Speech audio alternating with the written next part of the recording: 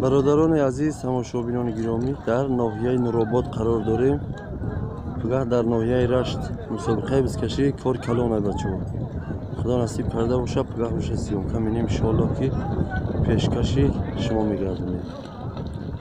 از بچه‌های تایلر جده عبدالقهار اومدگی ای، خرشید چوانداز اومدگی ای. باز توضیح سوچتگی نیست.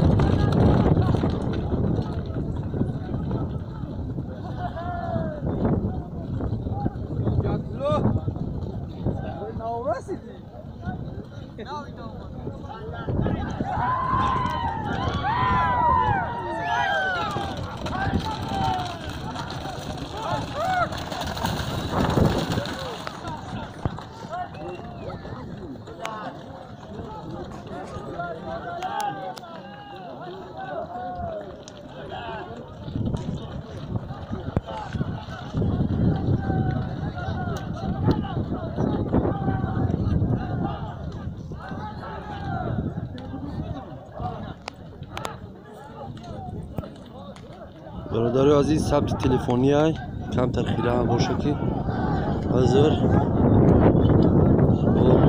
دوام شد کامera قطعی شلوغ سیون که خوب میدیم تماشا میکنیم. یک برای یک سردستکی های گفته مرد چوکی